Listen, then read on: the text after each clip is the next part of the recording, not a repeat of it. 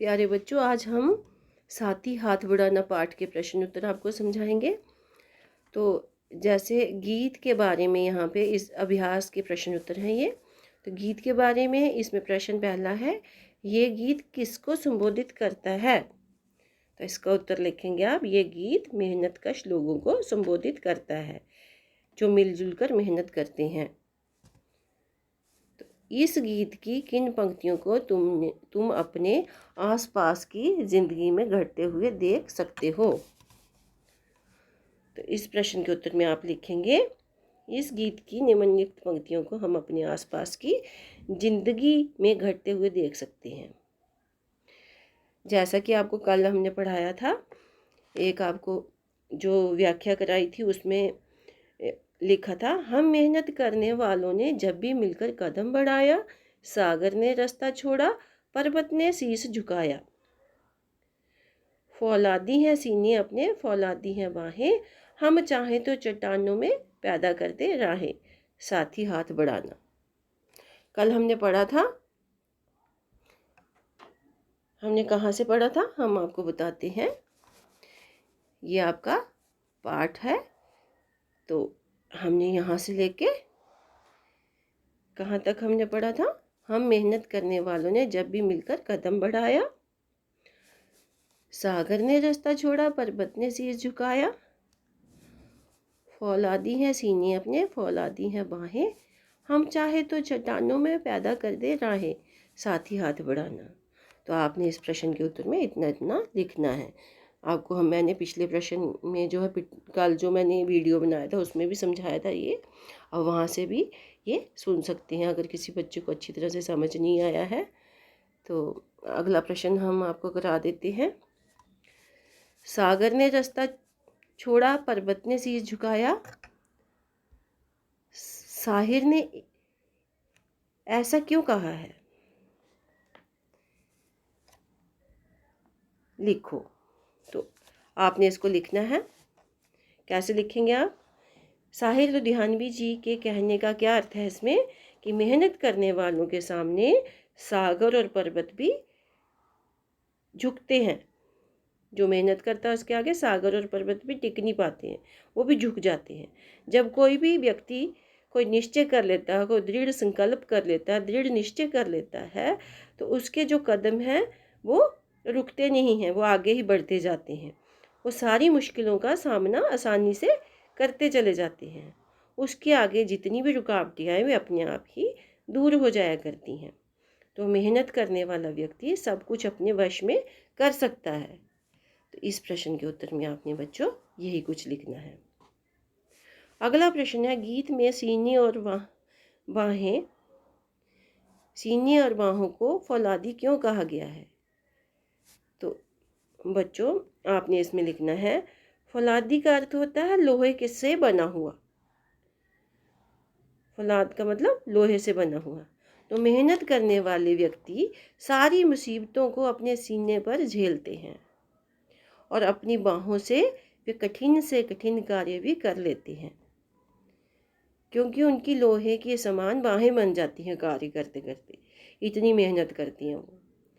इसी कारण गीत में सीने और बाहों को फौलादी कहा गया है, लोहे के समान कहा गया है। तो आप इतना उत्तर लिख दीजिए, ठीक है। आगे के प्रश्न है आपके, गीत से आगे के प्रश्न है, अपने आसपास तुम किसे साथी मानते हो और क्यों? इससे मिलते जुलते 10 शब्द अपने शब्द भंडार में जोड़ो। तो ये बच्चों आपने स्वयं ही करना था। चलो मैं समझा देती हूँ आपको। मैं अपने मित्र का कुछ भी नाम लिख सकते हो आप, को अपना साथी मानता हूँ। वह हर सुख दुख में मेरा साथ देता है या देती है, वह बहुत अच्छा लगता है मुझे। वह हमेशा मेरी भलाई की बात भी करता है। साथी शब्द से मिलते जुलते शब्द हैं। साथी को और क्या क्या बोलते हैं वो लिखना है आपने इस प्रश्न के उत्तर में। मित्र बोलते हैं, दोस्त बोलते हैं, सखा, संगी, सहचर, सहयोगी, ये 10। आपने इसी तरह से मिलते जुलते जो है शब्द लिखने हैं। तो आप अपने से भी बनाकर कुछ लिख सकती हो, ठीक है। अगला प्रश्न है आपका, अपना दुख भी एक है साथी अपना सुख भी एक। कक्षा, मोहल्ले और गांव में के किस किस तरह के साथियों के बीच तुम इस वाक्य की सच्चाई को महसूस कर पाते हो और कैसे। यह आपको स्वयं करना है और इसे आप कर भी सकते हैं। तो आपने क्या करना है, अपना दुख भी, आपका जो दुख है अपना दुख भी एक है साथी अपना सुख भी एक। अपने साथी के दुख सुख के बारे में आपने इसको बताना है, ठीक है।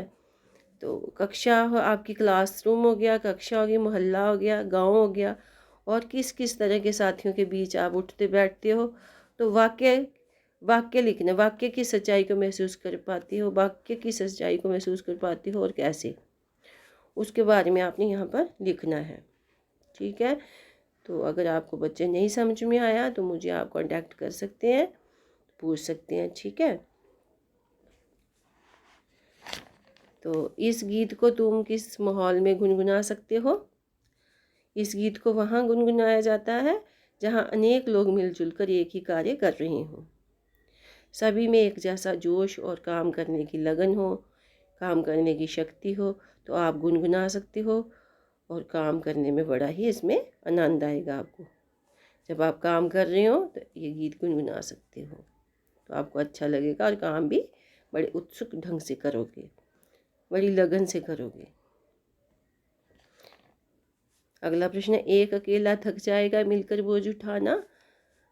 तुम अपने घर में इस बात का ध्यान कैसे रख सकते हो।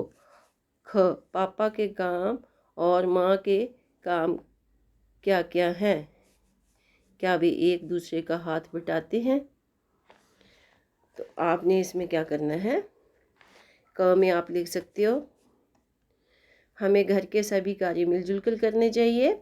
हम घर के सभी कामों में एक दूसरे का हाथ बटा सकते हैं, सहयोग दे सकते हैं। एक व्यक्ति एक काम को कर ले तो दूसरा व्यक्ति दूसरा काम कर ले। ऐसा भी हो सकता है कि एक ही काम को दो व्यक्ति मिलजुल कर लें। इस प्रश्न के उत्तर में आप ऐसे लिख सकते हो, ठीक है।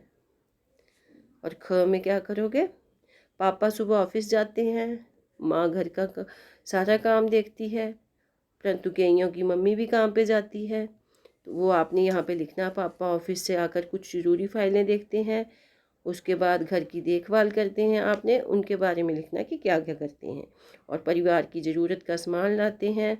माँ उन्हें घर की ज़रूरतों और अन्य बातों के बारे में बताती है। इस तरह से आप लिख सकते हो। क्या वे एक दूसरे का हाथ बटाते हैं।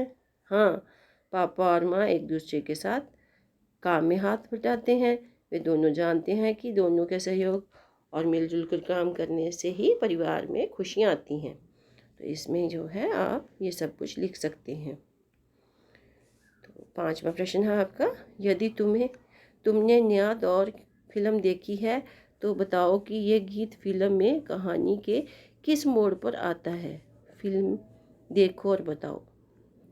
नया दौर एक फिल्म का नाम है। तो इसमें क्या है, जब गांववासी मिलकर सड़क बना रहे होते हैं तो उन्हें उत्साहवर्धन के लिए ये मिलकर वे गीत गाते हैं। तो उसमें ये गीत गाया गया है। तो आप ये फिल्म देख सकते हैं, नया दौर फिल्म है ये, तो उसमें ये गीत गाया गया है। तो बच्चे आज हम इतने प्रश्न ही करेंगे। तो मैं आशा करती हूँ कि आपको ये प्रश्न समझ आ गए होंगे। तो आज के लिए इतना ही काफ़ी है। धन्यवाद।